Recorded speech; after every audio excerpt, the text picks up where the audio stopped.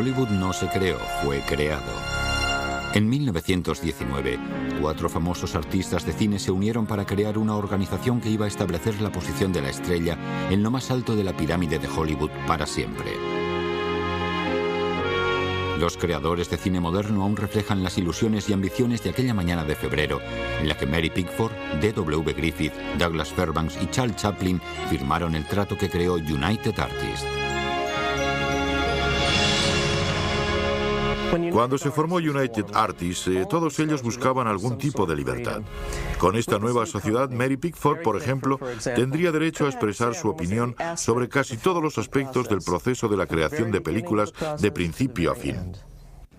A los 4 se les proporcionó una empresa que distribuiría las películas que ellos mismos crearían. Serían las estrellas los que estarían y se mantendrían al frente en todo momento. Serían sus propios jefes y escogerían a sus propios directores y a todo el mundo que estuviera relacionado con la organización. Y si fracasaban, fracasaban. Y si tenían éxito, lo tendrían todos juntos. El poder de las estrellas, la creación de United Artists.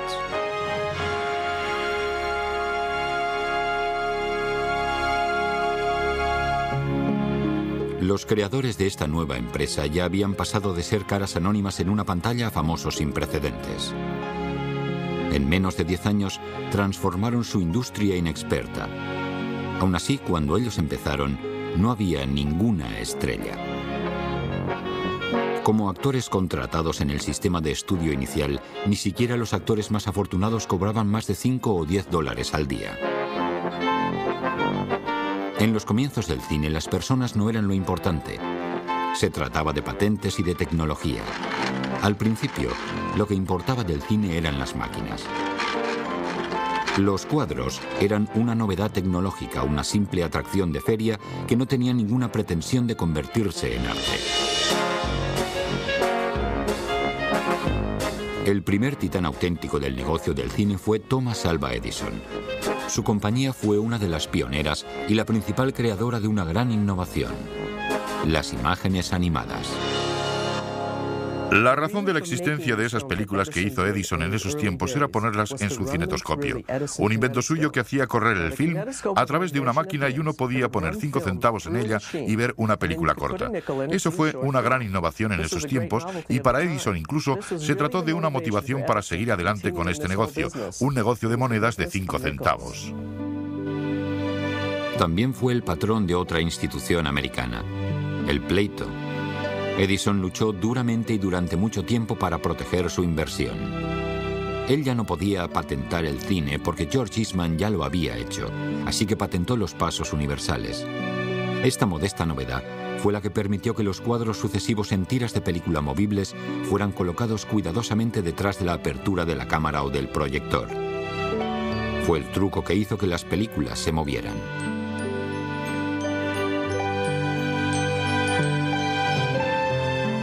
En 1910, Los Ángeles, California, no tenía ninguna industria cinematográfica.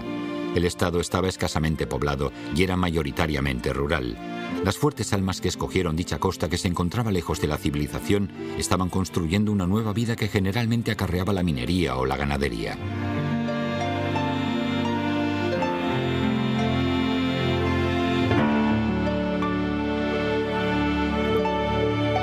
Una mañana de enero, un tren llega a la estación. Se trata de la última parada de un viaje a través del país, y entre los pasajeros que salen de él hay un hombre alto y esbelto acompañado de una joven encantadora. Él observa la escena. Una nariz corva y una mirada aguda y penetrante se pueden ver por debajo de la ancha ala de su sombrero. La joven mujer, que aún es casi una niña, tiene una piel de suave alabastro, los huesos de las mejillas altos y una boca de puchero delicada. Se trata de Mary Pickford y David Ward Griffith. Han abandonado la costa este, donde los inviernos tormentosos pueden retrasar la producción de películas al ritmo de un caracol.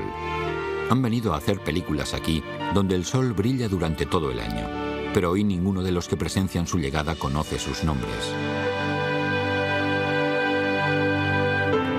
D.W. Griffith había traído consigo un equipo escogido de menos de 30 actores y técnicos para continuar la producción completa de invierno para el presupuesto de la Biograph Company. Construían platós al aire libre en un solar alquilado y producían una película de 20 minutos distinta cada 2 días. Para la Biograph Company y para otros estudios, las películas no eran arte, solo eran innovaciones baratas de feria para conseguir $1. Los actores y los directores de cine no eran más importantes que cualquier otro trabajador de fábrica.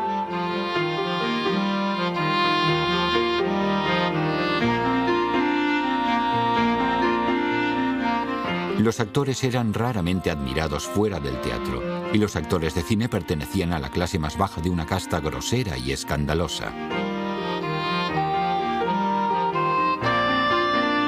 Pero esto estaba cambiando, y en buena parte gracias a David Wark Griffith.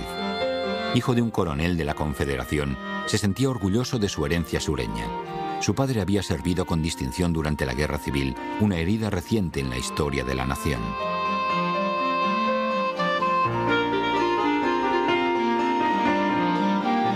Después de la guerra, la familia Griffith pasó por tiempos duros, al igual que la mayoría de los sudistas. Griffith decidió entrar en el mundo del teatro. Su madre le reprobó. Los hombres Griffith se han permitido muchas cosas, pero ninguno ha caído tan bajo como para convertirse en actor. Al principio escribió obras de teatro y poemas mientras ganaba una miseria en una compañía de teatro ambulante. 10 años después, en 1907, a los 32 años, Griffith se encontró delante de la caja negra que se usaba para hacer los cortos. Sus actuaciones no eran excepcionales, pero entonces algo sucedió que hizo cambiar el curso del cine y de la cultura popular. D.W. Griffith se puso detrás de la cámara. Desde el primer momento sus películas vendieron el doble de copias que una película normal de Biograph. La Biograph Company representaba películas inéditas. Tenía films relacionados con el crimen, la acción, el amor, relacionados con toda clase de temas que el público nunca antes había visto. Cuando D.W. Griffith llegó allí, continuó con esta línea de películas diversas, pero usó nuevas técnicas que otros directores y él mismo habían desarrollado. Tomas en las cuales uno se movía con la cámara, cortes inéditos, ajustes, técnicas para provocar el suspense y exposiciones dobles.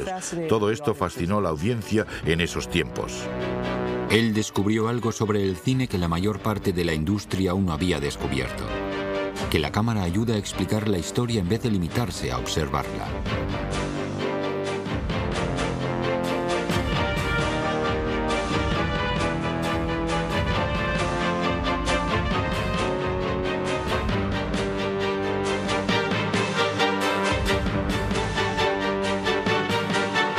D.W. Griffith utilizó la cámara para convertirse en el rey de los narradores de historias.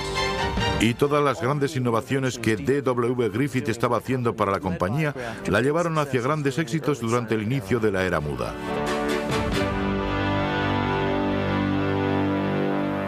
Antes del auge de Griffith con Biograph, otros directores situaban sus escenas en platós llanos, haciendo que el trabajo de sus cámaras no añadiera nada a la historia.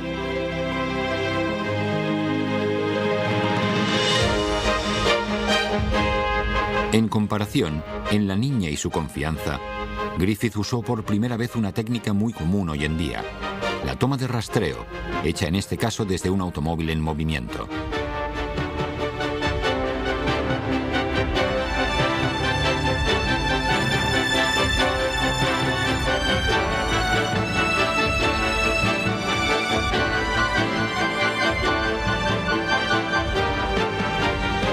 El uso inteligente que hizo Griffith del movimiento, del ángulo de cámara y de la velocidad de sus cortes contribuyó a la narrativa, creando un flujo de acción sin costuras y una historia excitante. Sus técnicas permitieron que la audiencia estuviera más implicada en la historia al estar más involucrada en la misma actuación. Él y su brillante hombre cámara, Billy Blitzer, inventaron, desarrollaron o perfeccionaron estas innovaciones a través de cientos de películas cortas hechas en sucesiones rápidas. Pero lo que realmente hizo destacar a Griffith fue el primer plano. Sabía que un actor podía arrastrar a la audiencia. Si uno miraba a los ojos de alguien, podía ver su alma. Su público solo podía simpatizar.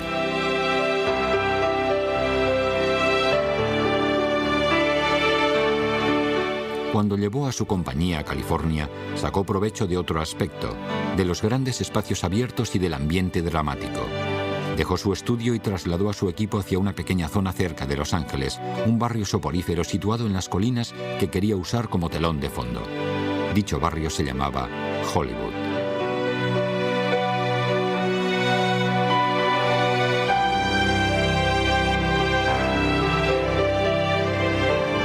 Estaba inventando el arte de la dirección cinematográfica y sus novedades fueron vertiginosas. Una vez declaró con orgullo: la película ya no es un arte naciente. Creo firmemente que llegará un día en que las grandes imágenes poéticas se compararán con las mejores producciones de óperas sublimes. No soy un soñador que ve cosas fantásticas imposibles de realizar.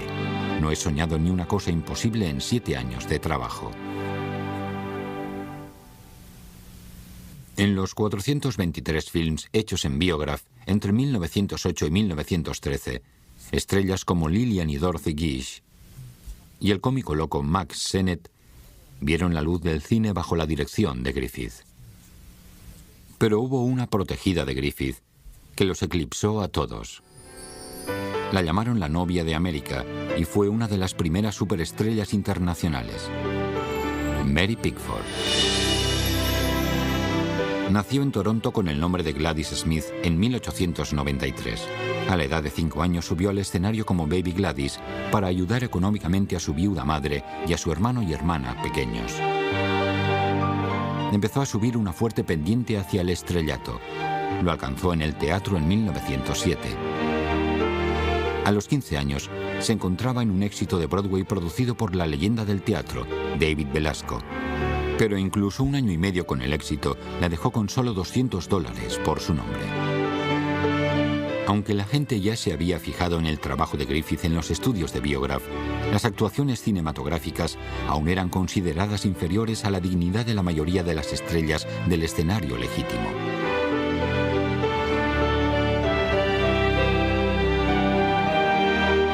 Pero Broadway no podía ofrecer empleo durante todo el año. Sin aire acondicionado, solo un plató exterior de películas era un sitio agradable para trabajar durante los calurosos veranos. La gente solo iba al cine para matar el tiempo en verano, ya que el teatro no era sano durante dicha estación. Una temporada de 6 meses de una obra de teatro en Nueva York era una temporada muy larga. La mayoría duraban en cartelera unos 3-4 meses. Un gran éxito podría durar 6 meses. ¿Qué podían hacer en verano? Iban a California y hacían una película. Griffith, que tenía muy buena reputación y que había hecho que los films fueran respetados, consiguió que los actores acudieran a él, como mi padre y mi madrastra Mary. Ella tenía éxito y le gustó el medio, en el que podía hacer todo lo que en el teatro no era posible. Fue Charlotte, la madre de Mary, quien la persuadió a que fuera a ver a Griffith y éste la aprobó al momento. Pickford creyó que la prueba fue horrible y Griffith protestó cuando ella estropeó al personaje en medio de una escena. Le dijo que era demasiado pequeña y gorda, pero al final de esa primera sesión en Biograph le ofreció $10 al día, el doble de lo normal. Unos años más tarde, Pickford recordó por micrófono sus recuerdos de ese primer día de trabajo. Allí me encontraba yo, al fondo del plató. Era mi primer día en un estudio de cine. Notarán que mi pelo parece oscuro. Eso es así porque la iluminación era tan pobre que todos los rubios parecían castaños. Pero de verdad siempre he sido rubia.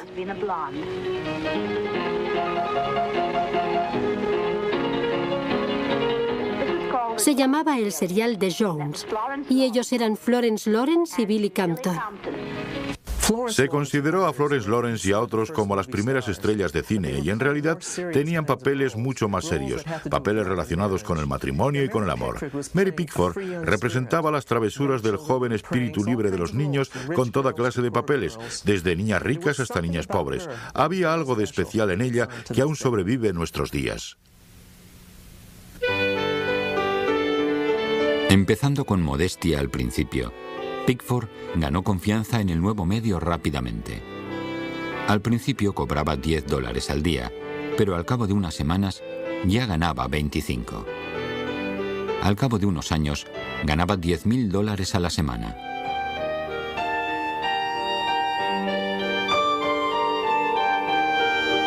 Un poco más tarde, la pequeña Mary, como era conocida, se convertiría en la primera mujer americana en ganar más de $1 millón al año.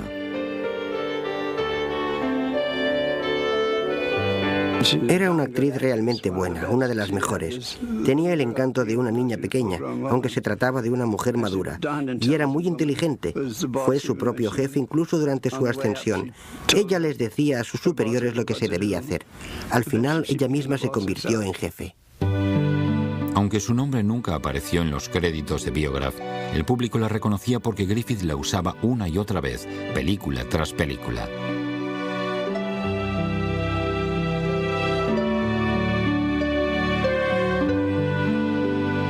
Él vio en ella un equilibrio entre dulzura y mal carácter. Se trataba de la heroína perfecta de Griffith, por una parte niña salvaje y mujer emotiva por la otra. La cámara la amaba y Griffith lo sabía.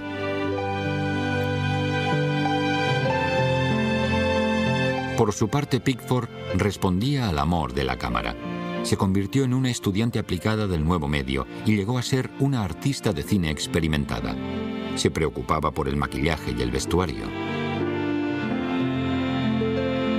El cámara Billy Blitzer, otro ardiente admirador suyo, dijo: primero Mary utilizaba un tipo de maquillaje y cuando se veía en pantalla lo armonizaba y venía a mí.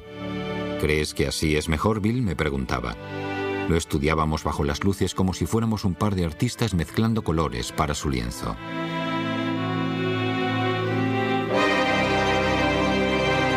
Sus ideas y su trabajo como actriz eran incluso más importantes que su devoción hacia los muchos elementos que forman este arte. Su actuación en una película estaba muy influenciada por sus actuaciones teatrales.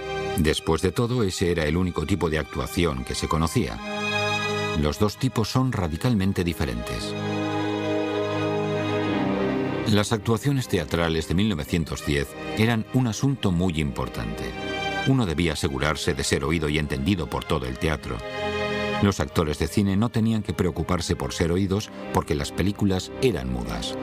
Pero igualmente siguieron haciendo los mismos movimientos teatrales exagerados del escenario. Los directores no se lo impedían porque no lo consideraban necesario.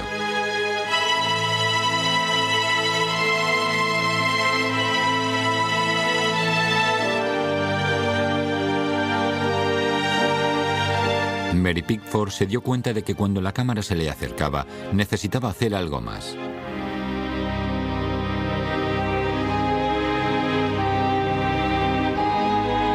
Conocía el poder de sus propios ojos y era meticulosa en su uso.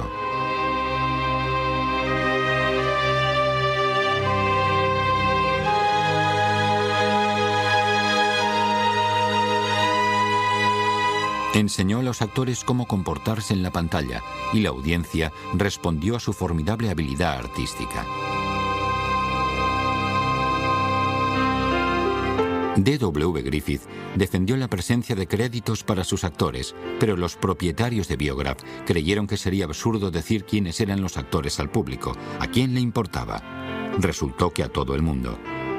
Después de unos pocos proyectos en otros estudios, Pickford formó un equipo con el productor Adolph Zukor para protagonizar Tess en el País de las Tempestades, la primera película que mostró los nombres de los actores.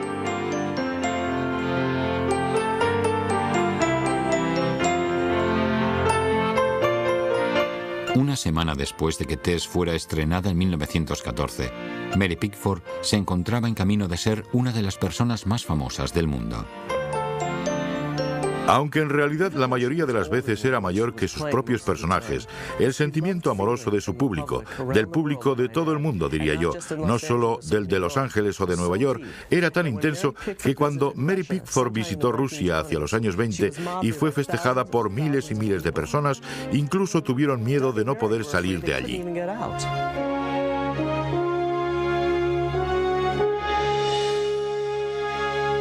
1914 fue un año crítico para Griffith porque fue el año en el que hizo la película que cristalizó todo lo que hasta entonces había aprendido. Griffith abandonó Biograph en 1913 después de completar una película ambiciosa de 4 bobinas llamada Judith de Betulia. Biograph no estaba interesada en su visión de cine como arte o de cine como épica. Sus técnicas cuidadosamente afiladas servían para hacer películas de 1 o 2 rollos, y eso era todo. Griffith era demasiado ambicioso para Biograph. Films italianos antiguos como Quo Vadis y Cabiria le habían inspirado.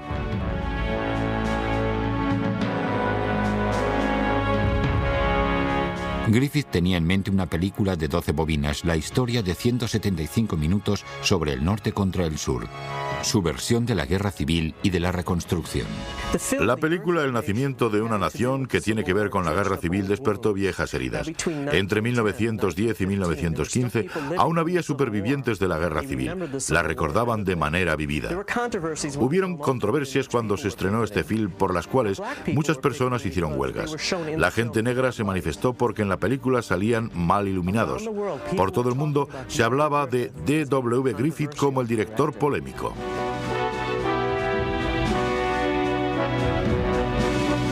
Con una visión actual, la obra maestra de Griffith, El nacimiento de una nación, retiene fuertes matices racistas. Su clímax consta del rescate realizado por el Ku Klux Klan de una mujer blanca atrapada por un mulato.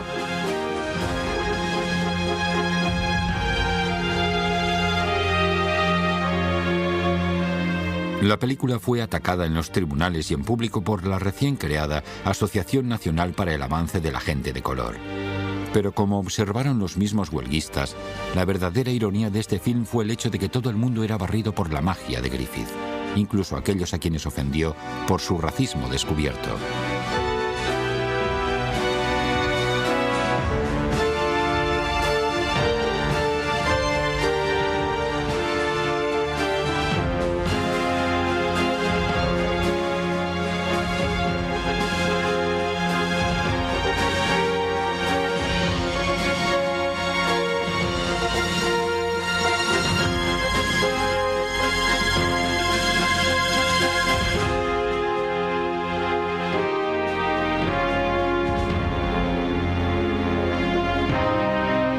El mismo presidente Woodrow Wilson declaró: "Es como escribir historia con relámpagos". Finalmente, Griffith había demostrado que el cine era arte y que nunca iba a desaparecer.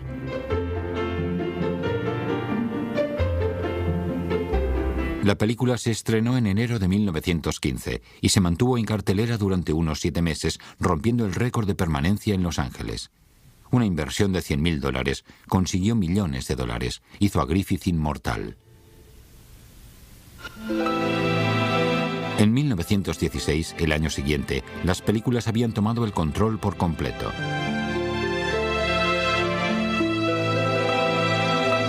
Teatros de todas partes empezaron a cerrar sus puertas en vista de este gigante que avanzaba.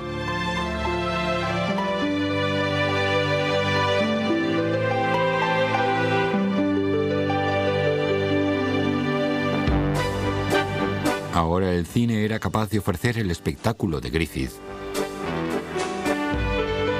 o la ilusión y la inocencia de Mary Pickford. Pero el atractivo original de las imágenes parpadeantes dependía en gran medida de la comedia, y también aquí había un rey recién llegado, un hombre que llevaba la ropa de un pequeño vagabundo, Charles Chaplin.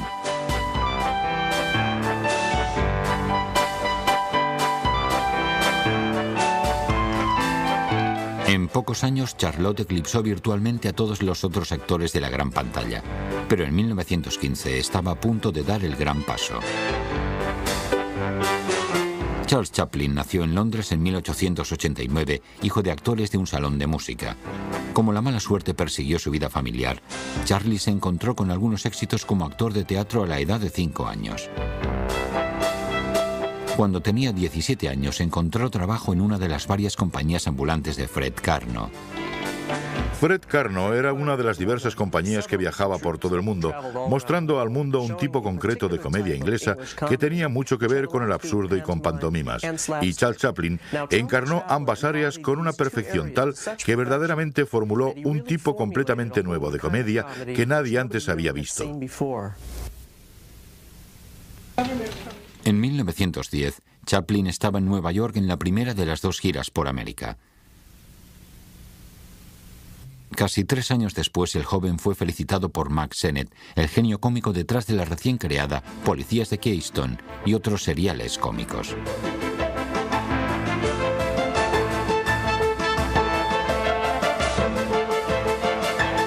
Las comedias de Sennett estaban hechas en su estilo distintivo, antigüedades salvajes e irracionales que se desenvolvían a un ritmo frenético en una sucesión rápida de cortes veloces que ponían énfasis en un movimiento ininterrumpido.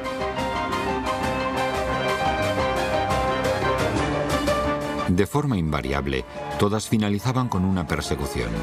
Improvisadas para adaptarse a una situación o idea general, cada una de las películas Keystone se realizaba en pocos días en un estudio rústico exterior situado cerca de Los Ángeles que había sido creado recientemente en un rancho. Tímido e inseguro, Chaplin se presentó para trabajar en diciembre de 1913. En su primera película, Making a Living, el Charlie Chaplin de 26 años representaba a un pacífico canalla con un sombrero alto, una levita y un lánguido bigote. No se trató de un debut favorable. Cuando fue a trabajar en su segundo film, a Chaplin le dijeron: «Aquí necesitamos algunos gags, ponte maquillaje cómico, cualquier cosa irá bien». Chaplin diría: «No tenía ni idea de qué maquillaje ponerme. Aún así quería que todo fuese una contradicción. Los pantalones colgando, la levita tiesa, el sombrero pequeño y unos zapatos grandes.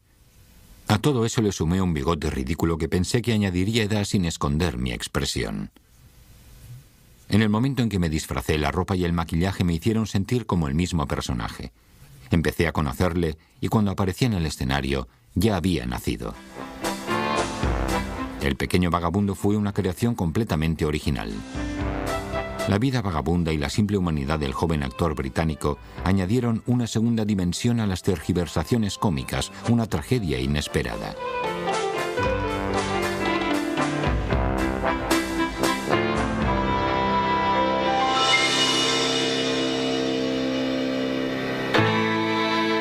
Primero Chaplin fue protagonista y después dirigió él mismo comedias en una sucesión de 1 y de 2 bobinas.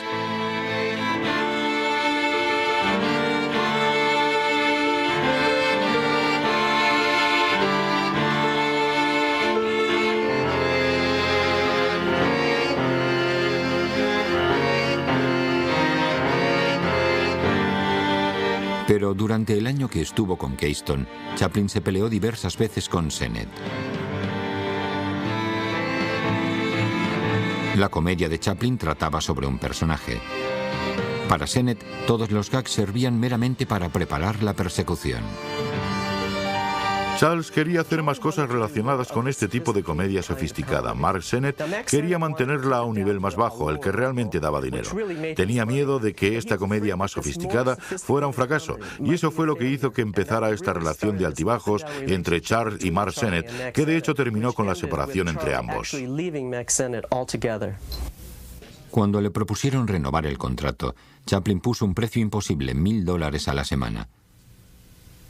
Estaba seguro de que su recién adquirida fama pronto se desvanecería y que tendría que sacarle el máximo provecho mientras pudiera.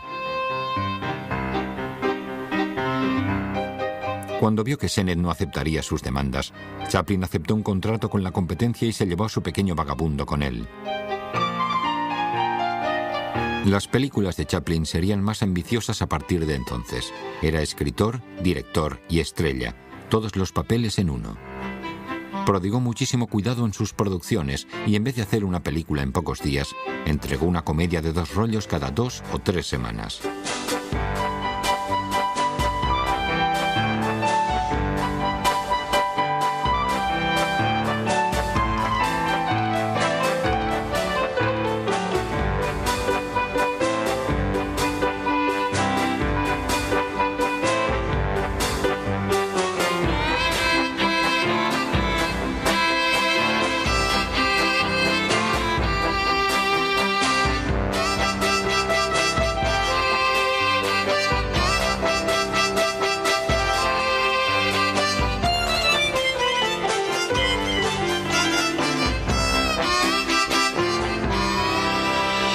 Amigo de la compañía por naturaleza, Chaplin vio que a la vez que su fama incrementaba, su vida social no seguía ese ritmo. La soledad es repelente, escribió. Ahí estaba yo en el auge de mi carrera, disfrazado y sin sitio donde ir. ¿Cómo se lo hace uno para conocer a gente interesante?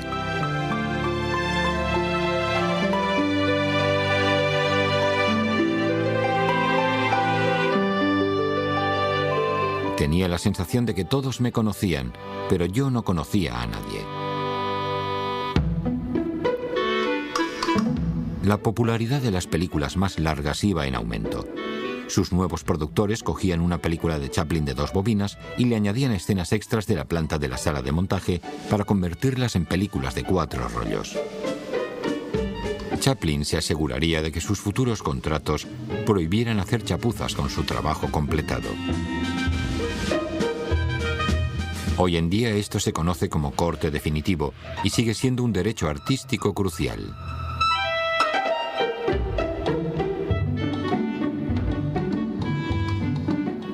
En los años siguientes, Charlie Chaplin se convirtió en uno de los hombres más famosos del mundo. El vagabundo, La calle de la paz, La cura, Charlotte prestamista, Armas al hombro y El emigrante fueron hechas durante este periodo que Chaplin más tarde recordó como el más feliz de su vida. Pero el trabajo empezó a ser más duro.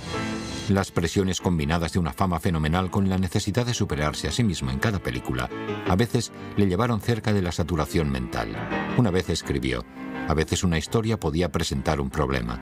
Yo paraba de trabajar e intentaba pensar, me paseaba arriba y abajo por mi estudio, lleno de tormento, o me sentaba durante horas en el fondo de un plató.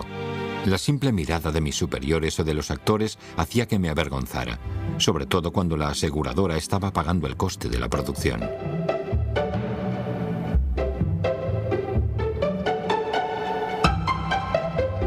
Al final de un día desaprovechado, el señor Cofield hacía que nos encontráramos por casualidad y me preguntaba, ¿cómo va todo?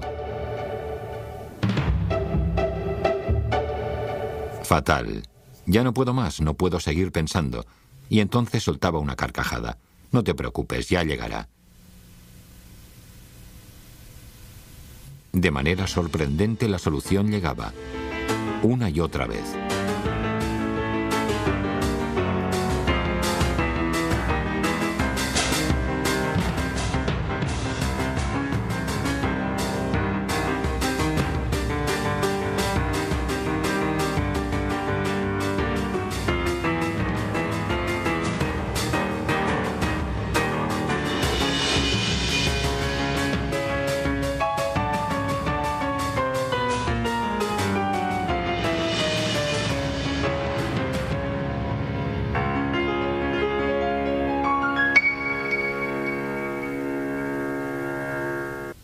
Recuerdo la primera vez que tuve un papel protagonista en una obra de teatro.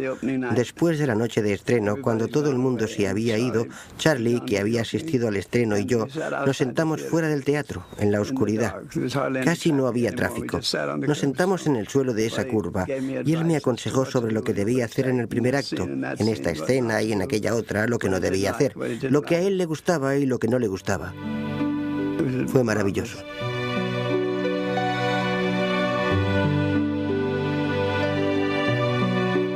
Con el tiempo, aquellos amigos artistas interesantes que Chaplin había deseado vehementemente recurrieron a él. Líderes mundiales como Winston Churchill querían conocerle. Anna Pavlova y una serie de otros artistas buscaban su compañía. La estrella cómica francesa Max Linder y líderes que le inspiraron como Helen Keller se convirtieron en sus amigos. Y a través de una célebre dama del teatro inglés, Chaplin conoció a otro hombre con el cual tendría muchas cosas en común: Douglas Fairbanks.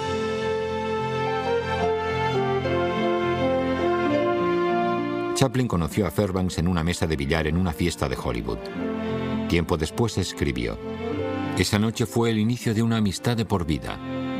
No fue por casualidad que Douglas capturara la imaginación y el amor del público. El espíritu de sus películas, su optimismo e infalibilidad tenían mucho que ver con el gusto americano. Tenía un magnetismo y un encanto extraordinarios, y cuando empecé a conocerle íntimamente, encontré a alguien sincero y encantador. Aunque Douglas era tremendamente conocido, elogiaba el talento de otra gente con generosidad. Con frecuencia dijo que Mary Pickford y yo teníamos un don, mientras que él solo tenía un pequeño talento. Por supuesto que esto no era así. Douglas era creativo y hacía las cosas a lo grande. Fairbanks era conocido por los ejercicios acrobáticos que hacía en cada una de sus películas. Aunque parecía que fueran espontáneas, cada acrobacia era coreografiada por adelantado. Ponía mucha atención en ellos muchas semanas antes del rodaje. Tenía habilidad para hacer todos aquellos ejercicios acrobáticos. Los inventaba, diseñaba y realizaba. Nunca utilizó un doble. Pese a ser 6 años mayor que Chaplin, Douglas Fairbanks empezó tarde en el cine. Era el hijo de una belleza sureña y de un abogado judío que se habían separado cuando Douglas solo tenía 5 años. Tomó parte en el teatro amateur desde muy joven. Era una persona inquieta y recordaba haber asistido a las clases tanto de la Universidad de Harvard como de la Escuela Minera de Colorado, sin haberse preocupado por recoger el título en ninguna de ellas. Hasta el momento de su debut en Broadway a los 19 años, ya había hecho de todo, desde dependiente de una ferretería hasta camarero de barco en un buque de carga de ganado. Después de 5 años de carrera prometedora, dejó la profesión para casarse con la hija de un industrial y trabajó en la fábrica de jabón de su padre. Eso no duró demasiado. Al cabo de poco tiempo, Douglas volvía a estar en Broadway. Atraído por Hollywood con un contrato jugoso con Triangle Pictures, trabajó brevemente con nada más y nada menos que D.W. Griffith, quien parece que se equivocó al no reconocer o entender el encanto que Fairbanks tenía para el público. Una vez se burló de Fairbanks: tiene cara de melón y no sabe actuar. Quizá fuera así, pero el mismo Griffith había demostrado que las reglas estaban cambiando en este nuevo arte.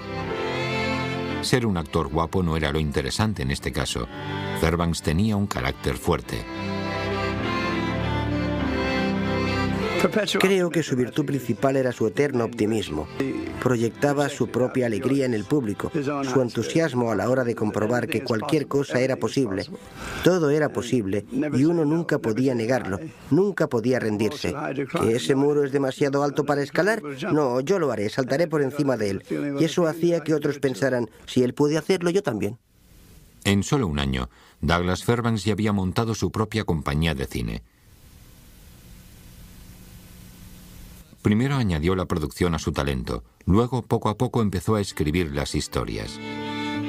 Estas tenían como nombre Tierra, El hombre del poste pintado y El bucarú de pantalones holgados, y también vendieron muchas entradas. Algo curioso que se puede ver en muchos de los créditos de sus películas es que al final de estos pone Historia de Elton Thomas. Este era su segundo nombre, también es el mío, Douglas Elton Thomas Fairbanks. Él no quería llevarse el mérito y siempre se lo atribuyó a Elton Thomas. Para el público, Douglas Fairbanks hacía que las películas tuvieran movimiento. Sus habilidades gimnásticas y su imaginación creaban una serie de ejercicios acrobáticos de ¿quién puede superar esto?, que apasionaban a su audiencia. Pero aunque Fairbanks, con el éxito de su propia productora, tuvo la libertad de poder hacer cualquier historia que quisiera, no tuvo mucho control sobre su distribución. Sus películas fueron distribuidas por Paramount. La política normal de aquellos tiempos requería que las copias de las películas fueran vendidas a un precio fijo por metros de película, sin tener en cuenta las estrellas que aparecían en ellas ni el coste de producción. Además, se requería a los cines que compraran películas por grupos. Para conseguir un éxito de Fairbanks, un exhibicionista estaba obligado a comprar una serie de películas de segunda clase. Para todos estos artistas de cine novatos, Griffith, Pickford, Chaplin y Fairbanks, las posibilidades del cine estaban extendiéndose constantemente, ampliando su campo de aplicación y siendo más difíciles de ejecutar cada año. Por otra parte, las distribuidoras intentaban regular las cosas. Querían productos normales hechos con normas concretas. Una sola medida debía valer para todo tipo de película. De manera independiente, Griffith, Chaplin, Pickford y Fairbanks no querían nada de eso. Entre 1909 y 1918, Hollywood pasó de ser un lugar desconocido del mapa al sitio líder en entretenimiento filmado.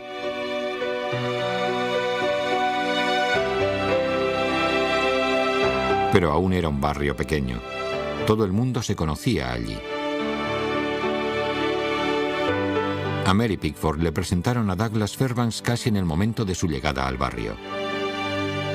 Cuando Fairbanks y Chaplin llegaron a la escena, Griffith y Pickford eran los veteranos, los profesionales, los conocidos por todo el mundo en un lugar en el que las leyendas aparecían o desaparecían de la noche a la mañana.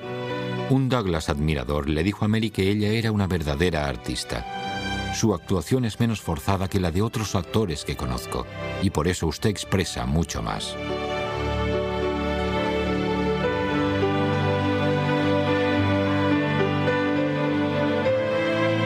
Pero su interés por Mary era mayor que cualquier tipo de respeto por un compañero profesional.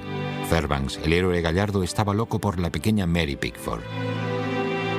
Los dos estaban pasando por matrimonios infelices antes de encontrarse y pronto se convirtieron en el centro de los rumores de Hollywood. Fue una amiga maravillosa hasta el final. Yo la adoraba. Siempre fue con mucho tacto respecto a mi madre y a la situación delicada que existía y que se fue estabilizando debidamente con el tiempo. Según los estándares de Hollywood, se trató de un noviazgo muy largo que fue orquestado cuidadosamente por el público. En 1917, Pickford, Fairbanks y Chaplin se fueron a una serie de giras nacionales para promover las ventas de los bonos de guerra.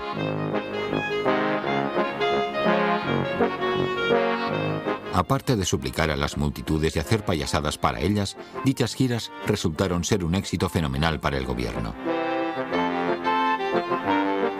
Douglas y Charlie intercambiaron chistes y puñetazos con ni más ni menos que el campeón de boxeo Jack Dempsey, con el que eran verdaderos colegas.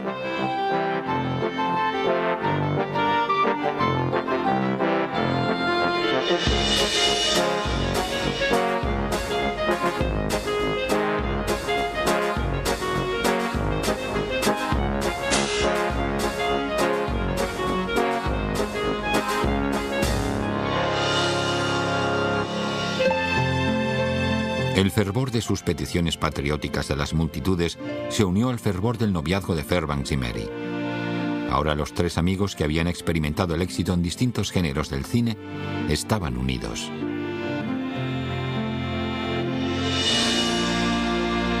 En tiempos de la Guerra Mundial, mientras Pickford, Fairbanks y Chaplin estaban haciendo sus giras de los bonos, David Ward Griffith se había ido a Inglaterra y a Francia. Justo antes de la guerra, Griffith creó su gran éxito artístico y error financiero en su épica Intolerancia.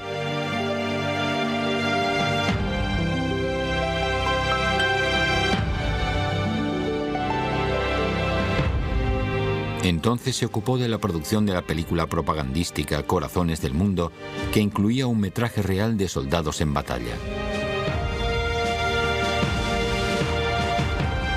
Durante los años siguientes, su asociación profesional más íntima tuvo lugar con la estrella de esa película, Lillian Gish.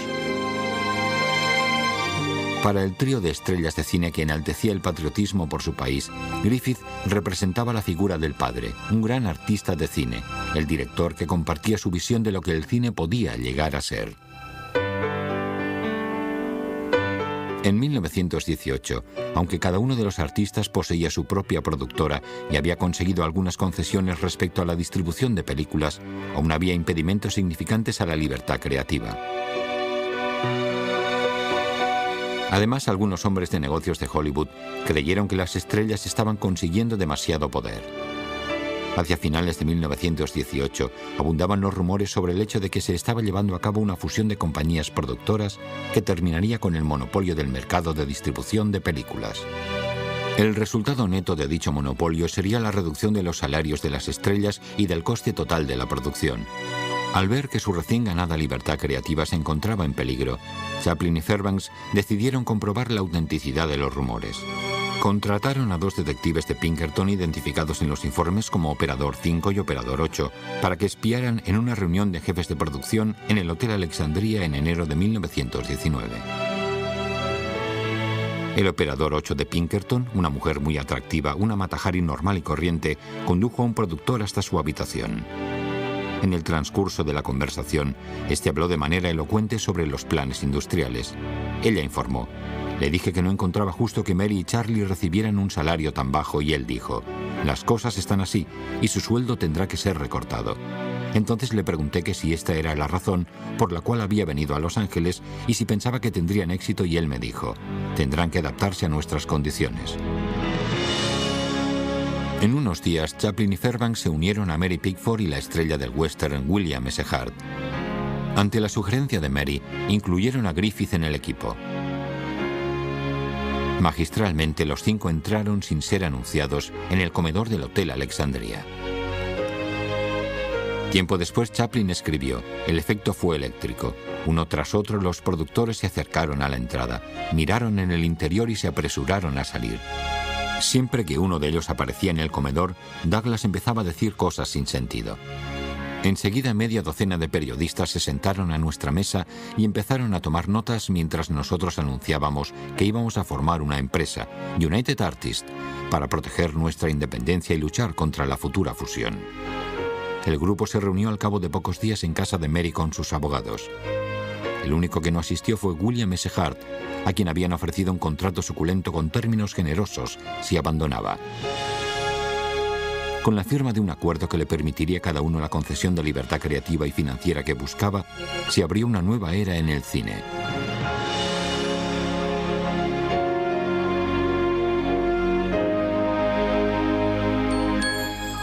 Ya no se harían negocios injustos a un precio establecido por metraje.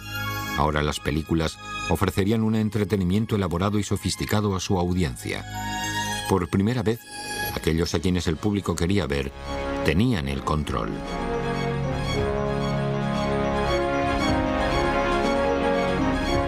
Los lunáticos se han apoderado del manicomio, dijo un ejecutivo enemigo. El monopolio amenazador de la distribución de películas nunca se materializó.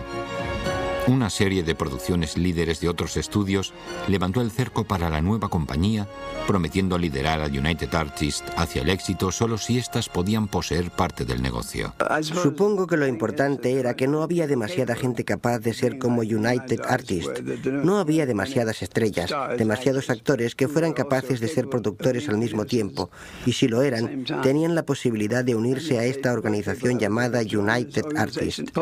Tiempo después, los productores estaban dispuestos a dar tiempo para poder recuperar lo perdido, como hizo Sam Goldwyn, que se convirtió en un miembro de ese grupo.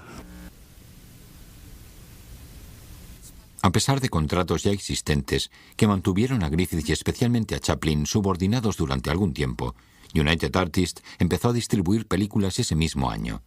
En principio, Fairbanks fue el más prolífico, entregando una serie de películas exitosas que incluye El Americano, hecha por un estudio construido en asociación con Mary Pickford en las entrañas de Hollywood. Griffith volvió a comprar el negativo de su recién acabada La culpa ajena de Adolf Zukor por 3 veces más de lo que le costó hacerla, y la dio a conocer a través de United Artists. Una trágica historia de amor interracial que fue proclamada obra maestra por los críticos y consiguió 3 veces más de lo que Griffith había pagado por ella.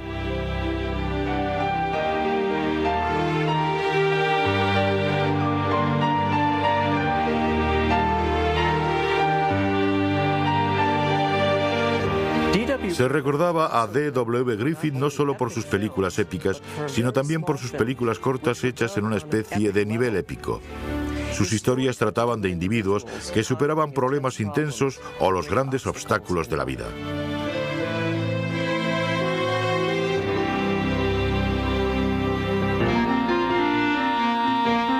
Mary Pickford, que nunca dejó de ser una mujer de negocios práctica, abandonó temporalmente sus sueños de hacer interpretaciones más maduras y se hizo con la solución más segura que encontró. El resultado fue Pollyanna, que ganó más de $1 millón por todo el mundo. United Artists resultó factible, volando con un gran estilo.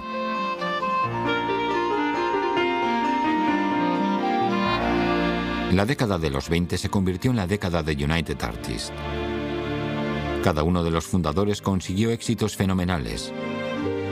Al cabo de un año, Mary y Douglas se unieron en matrimonio.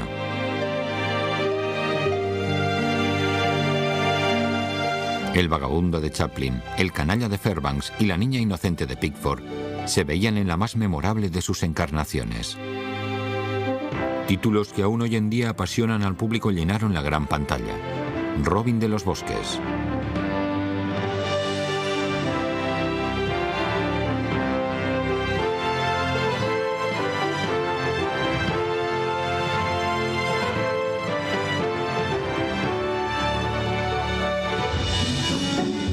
La pequeña Anita.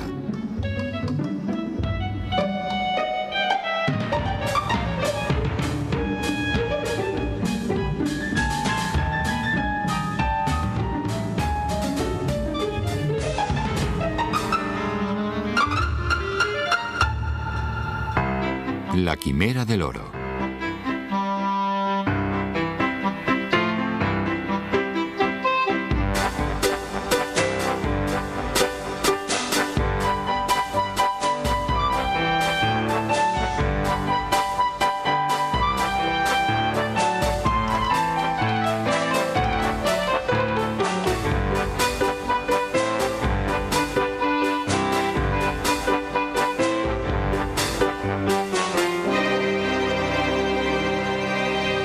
Y las dos tormentas.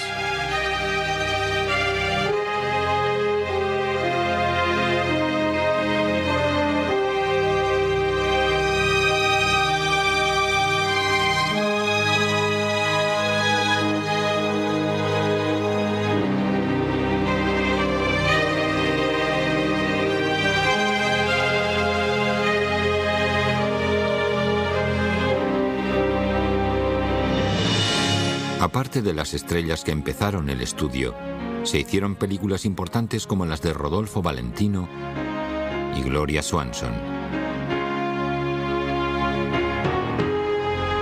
Aún más, el mundo del cine fue más allá de su adolescencia.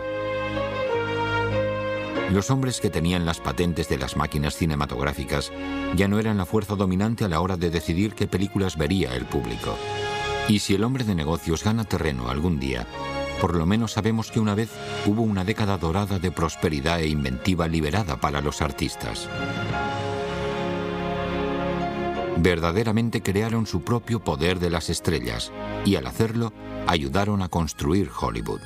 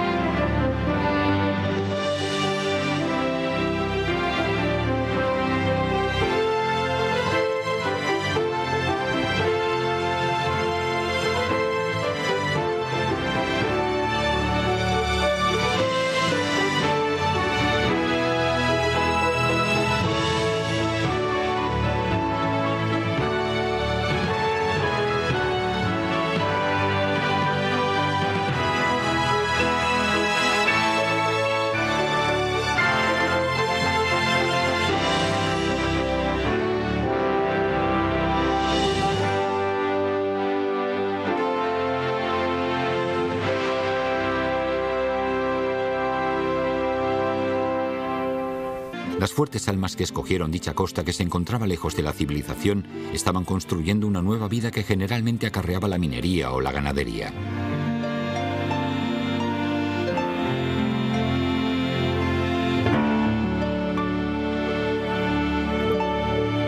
Una mañana de enero, un tren llega a la estación. Se trata de la última parada de un viaje a través del país, y entre los pasajeros que salen de él hay un hombre alto y esbelto acompañado de una joven encantadora. Él observa la escena.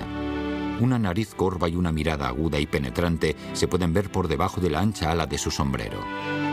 La joven mujer, que aún es casi una niña, tiene una piel de suave alabastro, los huesos de las mejillas altos y una boca de puchero delicada. Se trata de Mary Pickford y David Ward Griffith. Han abandonado la costa este, donde los inviernos tormentosos pueden retrasar la producción de películas al ritmo de un caracol. Han venido a hacer películas aquí, donde el sol brilla durante todo el año, pero hoy ninguno de los que presencian su llegada conoce sus nombres. D.W. Griffith había traído consigo un equipo escogido de menos de 30 actores y técnicos para continuar la producción completa de Invierno para el presupuesto de la Biograph Company. Construían platós al aire libre en un solar alquilado y producían una película de 20 minutos distinta cada 2 días. Para la Biograph Company y para otros estudios, las películas no eran arte, solo eran innovaciones baratas de feria para conseguir $1. Los actores y los directores de cine no eran más importantes que cualquier otro trabajador de fábrica.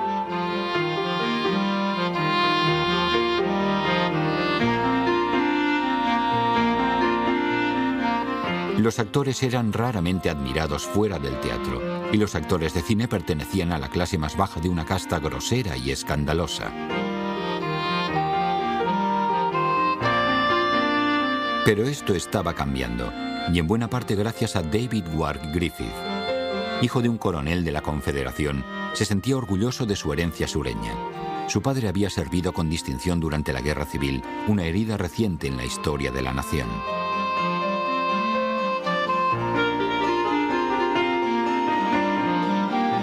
Después de la guerra, la familia Griffith pasó por tiempos duros, al igual que la mayoría de los sudistas. Griffith decidió entrar en el mundo del teatro. Su madre le reprobó. Los hombres Griffith se han permitido muchas cosas, pero ninguno ha caído tan bajo como para convertirse en actor. Al principio escribió obras de teatro y poemas mientras ganaba una miseria en una compañía de teatro ambulante. 10 años...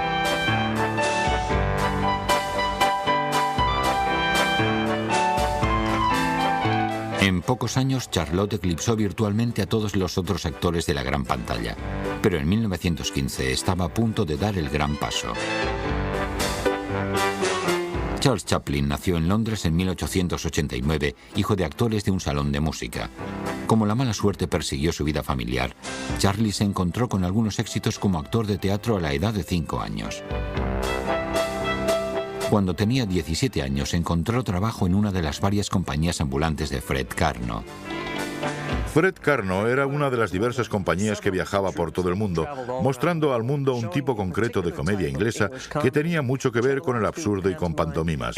Y Charles Chaplin encarnó ambas áreas con una perfección tal que verdaderamente formuló un tipo completamente nuevo de comedia que nadie antes había visto. En 1910, Chaplin estaba en Nueva York en la primera de las 2 giras por América. Casi 3 años después, el joven fue felicitado por Mack Sennett, el genio cómico detrás de la recién creada Policías de Keystone y otros seriales cómicos.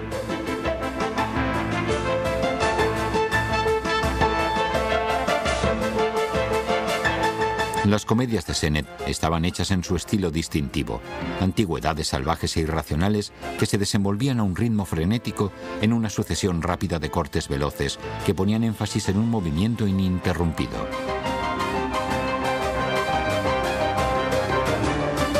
De forma invariable, todas finalizaban con una persecución.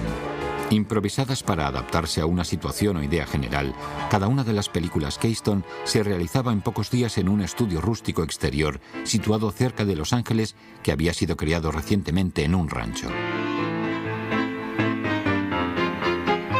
Tímido e inseguro, Chaplin se presentó para trabajar en diciembre de 1913. En su primera película, Making a Living, el Charlie Chaplin de 26 años representaba a un pacífico canalla con un sombrero alto, una levita y un lánguido bigote. No se trató de un debut favorable. Cuando fue a trabajar en su segundo film, a Chaplin le dijeron: «Aquí necesitamos algunos gags, ponte maquillaje cómico, cualquier cosa irá bien». Chaplin diría: «No tenía ni idea de qué maquillaje ponerme. Aún así quería que todo fuese una contradicción. Los pantalones colgando, la levita tiesa, el sombrero pequeño y unos zapatos grandes. A todo eso le sumé un bigote ridículo que pensé que añadiría edad sin esconder mi expresión.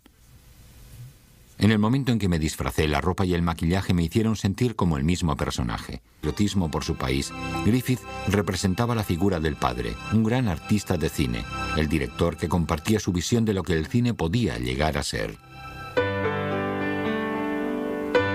En 1918, aunque cada uno de los artistas poseía su propia productora y había conseguido algunas concesiones respecto a la distribución de películas, aún había impedimentos significantes a la libertad creativa. Además, algunos hombres de negocios de Hollywood creyeron que las estrellas estaban consiguiendo demasiado poder. Hacia finales de 1918 abundaban los rumores sobre el hecho de que se estaba llevando a cabo una fusión de compañías productoras que terminaría con el monopolio del mercado de distribución de películas. El resultado neto de dicho monopolio sería la reducción de los salarios de las estrellas y del coste total de la producción. Al ver que su recién ganada libertad creativa se encontraba en peligro, Chaplin y Fairbanks decidieron comprobar la autenticidad de los rumores. Contrataron a 2 detectives de Pinkerton identificados en los informes como Operador 5 y Operador 8 para que espiaran en una reunión de jefes de producción en el Hotel Alexandria en enero de 1919. El Operador 8 de Pinkerton, una mujer muy atractiva, una Matahari normal y corriente, condujo a un productor hasta su habitación. En el transcurso de la conversación, este habló de manera elocuente sobre los planes industriales. Ella informó: le dije que no encontraba justo que Mary y Charlie recibieran un salario tan bajo y él dijo: las cosas están así y su sueldo tendrá que ser recortado. Entonces le pregunté que si esta era la razón por la cual había venido a Los Ángeles y si pensaba que tendrían éxito, y él me dijo: tendrán que adaptarse a nuestras condiciones. En unos días, Chaplin y Fairbanks se unieron a Mary Pickford y la estrella del western William S. Hart. Ante la sugerencia de Mary, incluyeron a Griffith en el equipo. Magistralmente, los 5 entraron sin ser anunciados en el comedor del Hotel Alexandria. Tiempo después, Chaplin escribió: el efecto fue eléctrico. Uno tras otro, los productores se acercaron a la entrada, miraron en el interior y se apresuraron a salir. Siempre que uno de ellos aparecía en el comedor, Douglas empezaba a decir cosas sin sentido. Enseguida, media docena de periodistas se sentaron a nuestra mesa y empezaron a tomar notas mientras nosotros anunciábamos que íbamos a formar una empresa, United Artists, para proteger nuestra independencia y luchar contra la futura fusión. El grupo se reunió al cabo de pocos días en casa de Mary con sus abogados. El único que no asistió fue William S. Hart, a quien habían ofrecido un contrato suculento con términos generosos si abandonaba. Con la firma de un acuerdo que le permitiría a cada uno la concesión de libertad creativa y financiera que buscaba, se abrió una nueva era en el cine.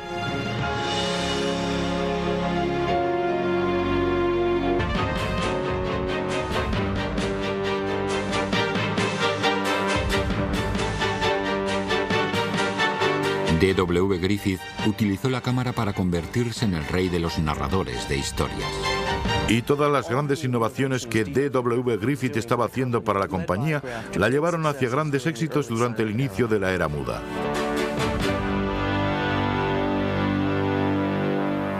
Antes del auge de Griffith con Biograph, otros directores situaban sus escenas en platós llanos, haciendo que el trabajo de sus cámaras no añadiera nada a la historia.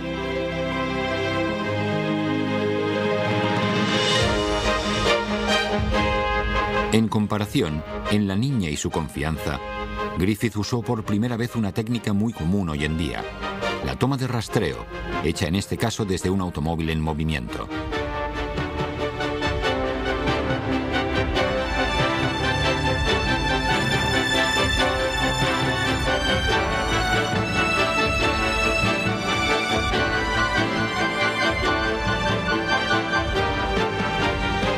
El uso inteligente que hizo Griffith del movimiento, del ángulo de cámara y de la velocidad de sus cortes contribuyó a la narrativa, creando un flujo de acción sin costuras y una historia excitante.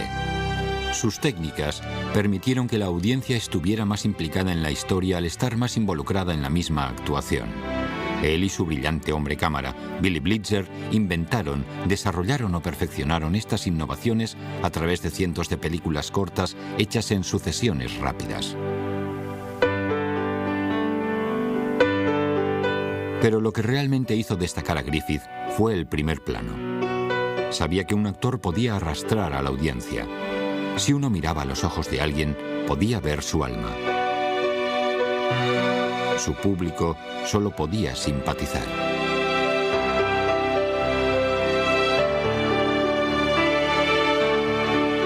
cuando llevó a su compañía a California, sacó provecho de otro aspecto, de los grandes espacios abiertos y del ambiente dramático. Dejó su estudio y trasladó a su equipo hacia una pequeña zona cerca de Los Ángeles, un barrio soporífero situado en las colinas que quería usar como telón de fondo. Dicho barrio se llamaba Hollywood.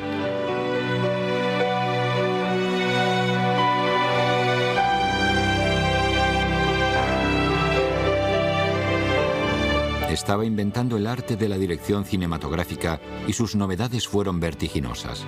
Una vez declaró con orgullo: la película ya no es un arte naciente. Creo firmemente que llegará un día en que las grandes imágenes poéticas se compararán con las mejores producciones de óperas sublimes.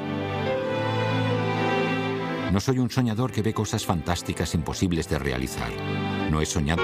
Los creadores de cine moderno aún reflejan las ilusiones y ambiciones de aquella mañana de febrero, en la que Mary Pickford, D.W. Griffith, Douglas Fairbanks y Charles Chaplin firmaron el trato que creó United Artists.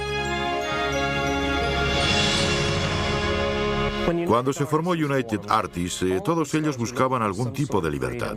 Con esta nueva sociedad, Mary Pickford, por ejemplo, tendría derecho a expresar su opinión sobre casi todos los aspectos del proceso de la creación de películas de principio a fin. A los cuatro se les proporcionó una empresa que distribuiría las películas que ellos mismos crearían.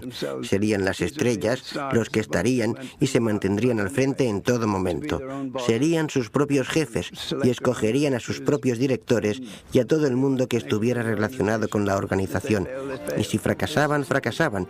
Y si tenían éxito, lo tendrían todos juntos. El poder de las estrellas, la creación de United Artists.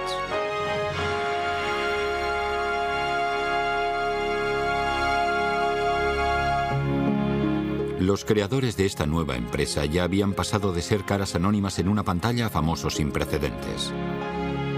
En menos de 10 años transformaron su industria inexperta. Aún así, cuando ellos empezaron, no había ninguna estrella. Como actores contratados en el sistema de estudio inicial, ni siquiera los actores más afortunados cobraban más de $5 o $10 al día. En los comienzos del cine, las personas no eran lo importante. Se trataba de patentes y de tecnología. Al principio, lo que importaba del cine eran las máquinas. Los cuadros eran una novedad tecnológica, una simple atracción de feria que no tenía ninguna pretensión de convertirse en arte.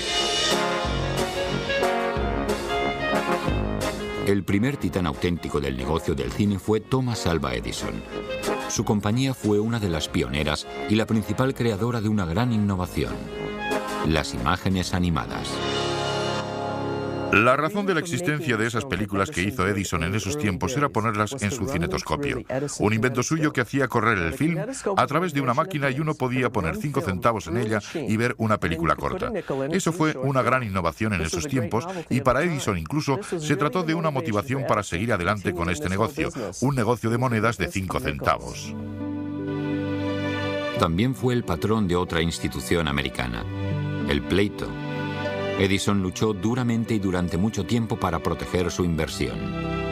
Él ya no podía patentar el cine porque George Eastman ya lo había hecho, así que patentó los pasos universales. Esta modesta novedad fue la que permitió que los cuadros sucesivos en tiras de película movibles fueran colocados cuidadosamente detrás de la apertura de la cámara o del... Chaplin aceptó un contrato con la competencia y se llevó a su pequeño vagabundo con él. Las películas de Chaplin serían más ambiciosas a partir de entonces. Era escritor, director y estrella, todos los papeles en uno. Prodigó muchísimo cuidado en sus producciones y en vez de hacer una película en pocos días, entregó una comedia de 2 rollos cada 2 o 3 semanas.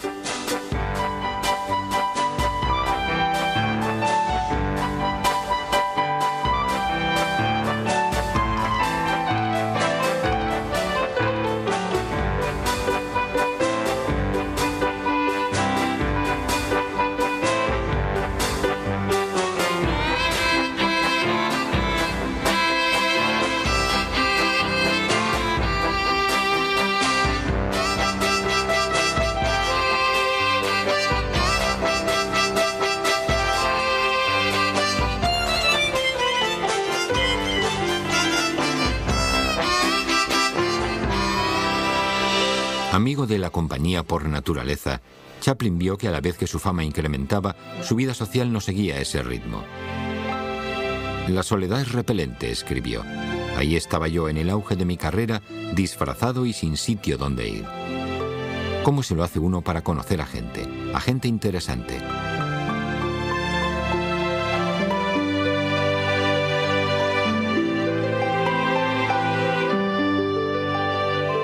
Tenía la sensación de que todos me conocían, pero yo no conocía a nadie. La popularidad de las películas más largas iba en aumento. Sus nuevos productores cogían una película de Chaplin de 2 bobinas y le añadían escenas extras de la planta de la sala de montaje para convertirlas en películas de 4 rollos. Chaplin se aseguraría de que sus futuros contratos prohibieran hacer chapuzas con su trabajo completado. Hoy en día esto se conoce como corte definitivo y sigue siendo un derecho artístico crucial.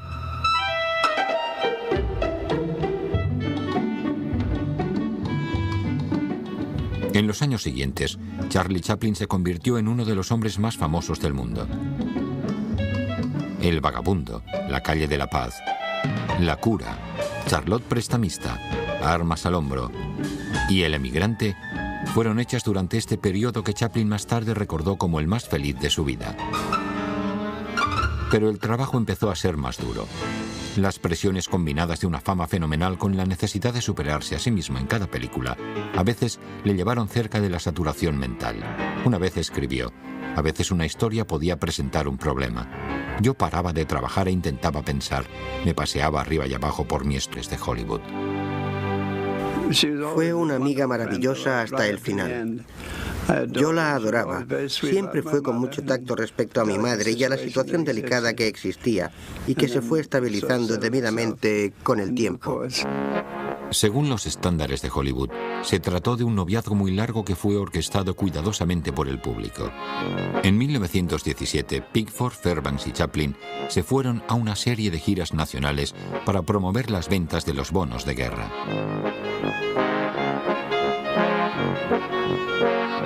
Aparte de suplicar a las multitudes y hacer payasadas para ellas, dichas giras resultaron ser un éxito fenomenal para el gobierno. Douglas y Charlie intercambiaron chistes y puñetazos con ni más ni menos que el campeón de boxeo Jack Dempsey, con el que eran verdaderos colegas.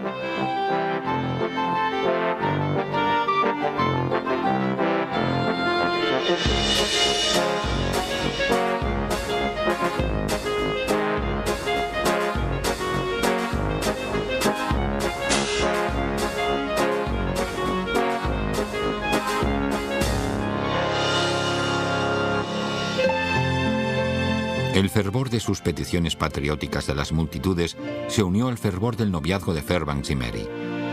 Ahora los 3 amigos que habían experimentado el éxito en distintos géneros del cine estaban unidos.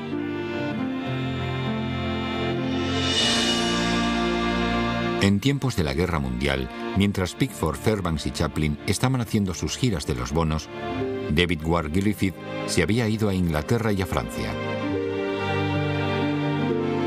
Justo antes de la guerra, Griffith creó su gran éxito artístico y error financiero en su épica Intolerancia.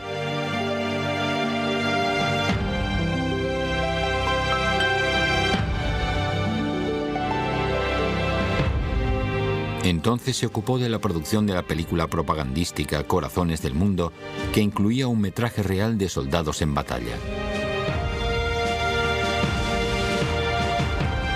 Durante los años siguientes, su asociación profesional más íntima tuvo lugar con la estrella de esa película, Lillian Gish. Para el trío de estrellas de cine que enaltecía el patriotismo por su país, Griffith representaba la figura del padre, un gran artista de cine, el director que compartía su visión de lo que el cine podía llegar a ser. En 1918, aunque cada uno de los artistas poseía su propia productora y había conseguido algunas concesiones respecto a la distribución de películas, aún había impedimentos significantes a la libertad creativa. Además, algunos hombres de negocios de Hollywood creyeron que las estrellas estaban consiguiendo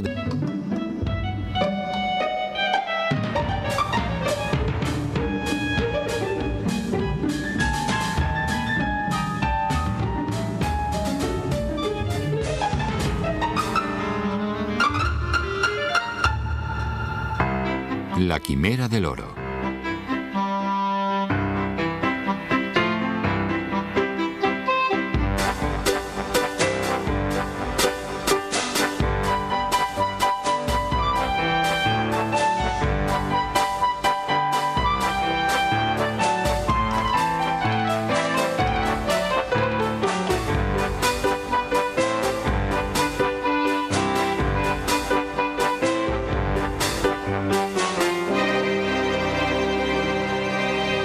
Y las dos tormentas.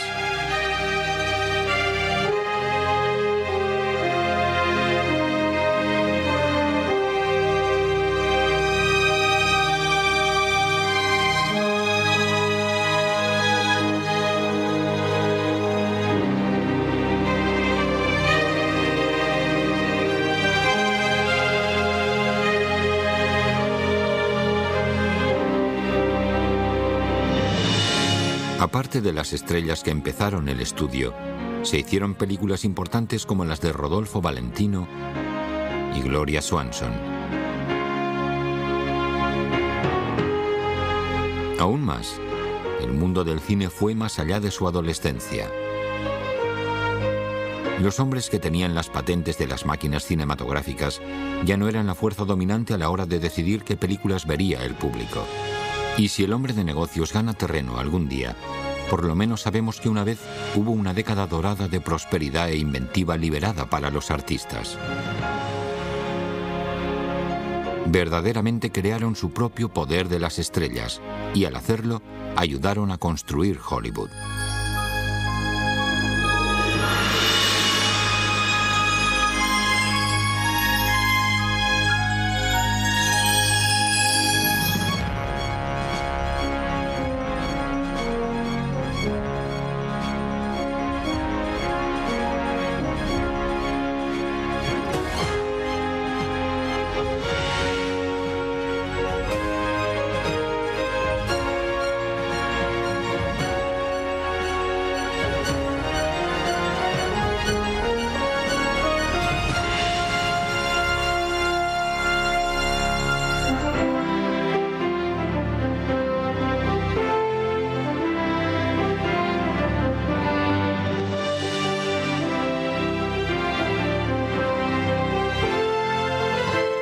En vista de este gigante que avanzaba.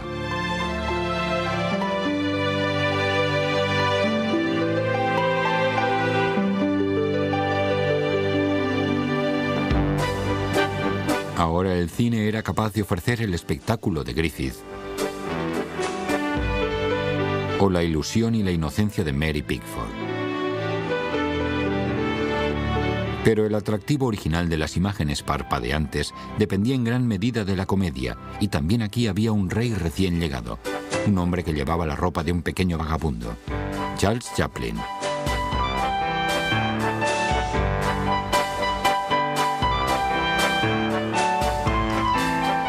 En pocos años, Charlotte eclipsó virtualmente a todos los otros actores de la gran pantalla, pero en 1915 estaba a punto de dar el gran paso. Charles Chaplin nació en Londres en 1889, hijo de actores de un salón de música. Como la mala suerte persiguió su vida familiar, Charlie se encontró con algunos éxitos como actor de teatro a la edad de 5 años. Cuando tenía 17 años, encontró trabajo en una de las varias compañías ambulantes de Fred Karno. Fred Karno era una de las diversas compañías que viajaba por todo el mundo, mostrando al mundo un tipo concreto de comedia inglesa que tenía mucho que ver con el absurdo y con pantomimas. Y Charles Chaplin encarnó ambas áreas con una perfección tal que verdaderamente formuló un tipo completamente nuevo de comedia que nadie antes había visto. En 1910, Chaplin estaba en Nueva York en la primera de las 2 giras por América. Casi 3 años después, el joven fue felicitado por Mack Sennett, el genio cómico detrás de la recién creada Policías de Keystone y otros seriales cómicos.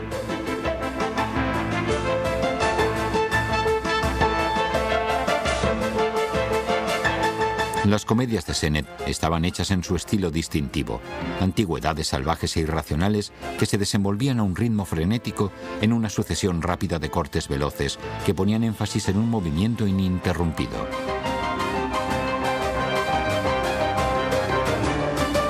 De forma invariable, todas finalizaban con una persecución. Improvisadas para adaptarse a una situación o idea general, cada una de las películas Keystone se realizaba en pocos días en un estudio rústico exterior situado cerca de Los Ángeles que había sido creado recientemente en un rancho. Tímido e inseguro, Chaplin se presentó para trabajar en diciembre de 1913. En su primera película, Making a Living, el Charlie Chaplin de 26 años representaba a un pacífico canalla con un sombrero alto, una levita y un lánguido bigote. Su fama incrementaba, su vida social no seguía ese ritmo. La soledad es repelente, escribió. Ahí estaba yo en el auge de mi carrera, disfrazado y sin sitio donde ir. ¿Cómo se lo hace uno para conocer a gente interesante?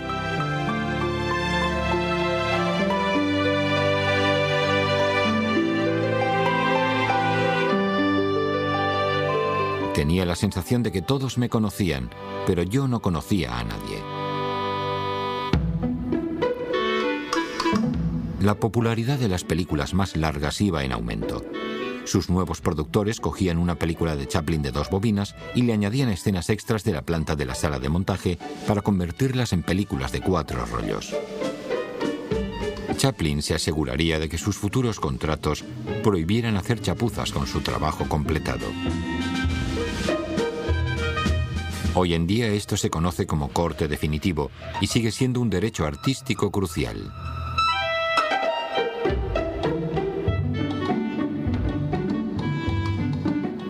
En los años siguientes, Charlie Chaplin se convirtió en uno de los hombres más famosos del mundo.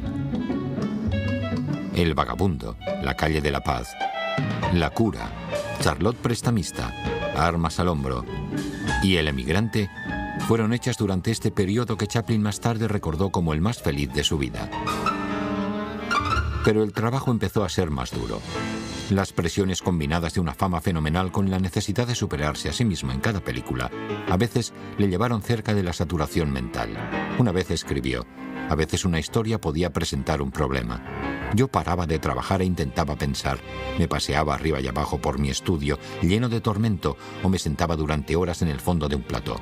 La simple mirada de mis superiores o de los actores hacía que me avergonzara, sobre todo cuando la aseguradora estaba pagando el coste de la producción.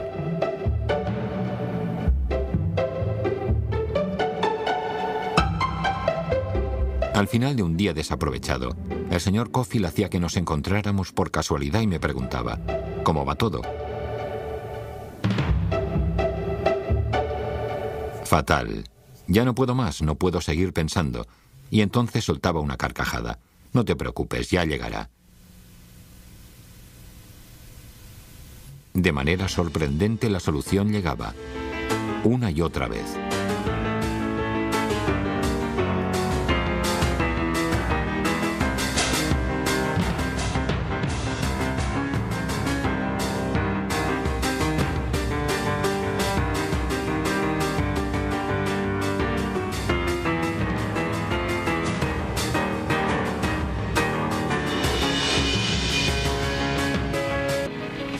Se consideró a Florence Lawrence y a otros como las primeras estrellas de cine y en realidad tenían papeles mucho más serios, papeles relacionados con el matrimonio y con el amor. Mary Pickford representaba las travesuras del joven espíritu libre de los niños con toda clase de papeles, desde niñas ricas hasta niñas pobres. Había algo de especial en ella que aún sobrevive en nuestros días.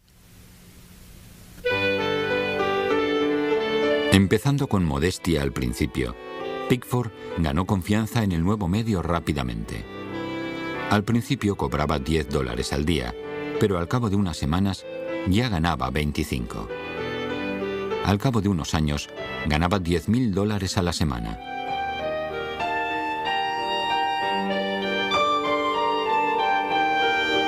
Un poco más tarde, la pequeña Mary, como era conocida, se convertiría en la primera mujer americana en ganar más de $1 millón al año.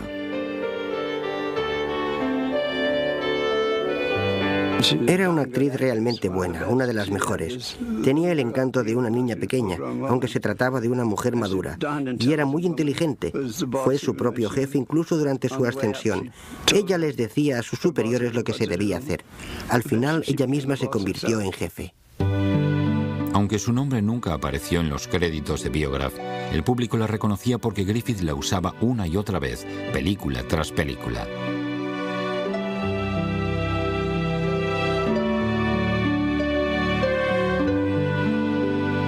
Él vio en ella un equilibrio entre dulzura y mal carácter. Se trataba de la heroína perfecta de Griffith, por una parte niña salvaje y mujer emotiva por la otra. La cámara la amaba y Griffith lo sabía.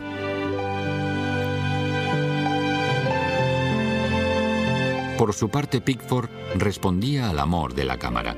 Se convirtió en una estudiante aplicada del nuevo medio y llegó a ser una artista de cine experimentada. Se preocupaba por el maquillaje y el vestuario. El cámara Billy Blitzer, otro ardiente admirador suyo, dijo: primero Mary utilizaba un tipo de maquillaje y cuando se veía en pantalla lo armonizaba y venía a mí. ¿Crees que así es mejor, Bill?, me preguntaba. Lo estudiábamos bajo las luces como si fuéramos un par de artistas mezclando colores para su lienzo.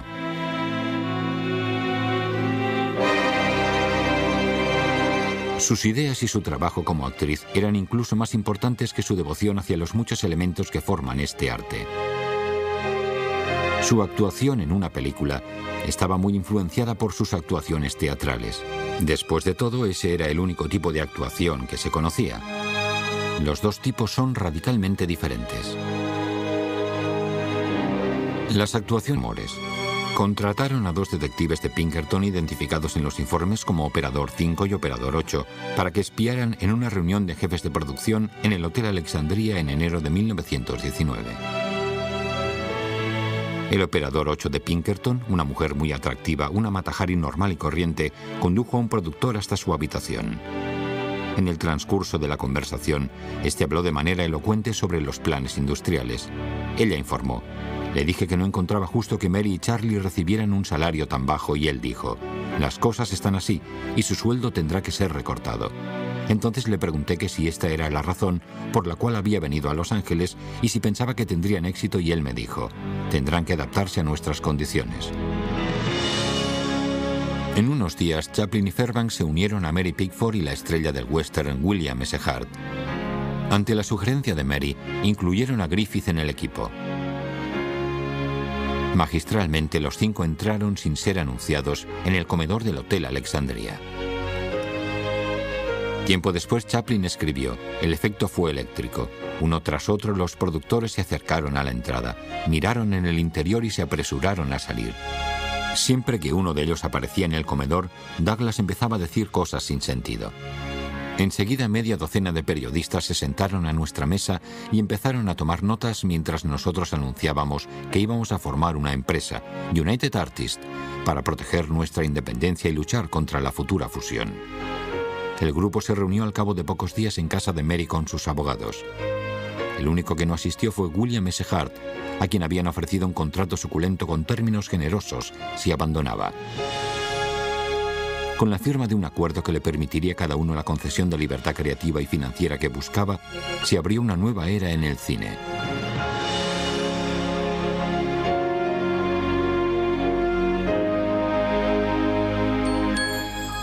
Ya no se harían negocios injustos a un precio establecido por metraje.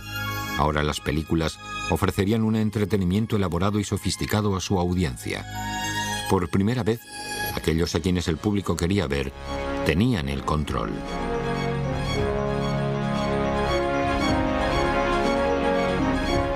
Los lunáticos se han apoderado del manicomio, dijo un ejecutivo enemigo. El monopolio amenazador de la distribución de películas nunca se materializó. Una serie de producciones líderes de otros estudios levantó el cerco para la nueva compañía, prometiendo liderar a United Artists hacia el éxito solo si éstas podían poseer parte del negocio. Supongo que lo importante era que no había demasiada gente capaz de ser como United Artists. No había demasiadas estrellas, demasiados actores que fueran capaces de ser productores al mismo tiempo, y si lo eran, tenían la posibilidad de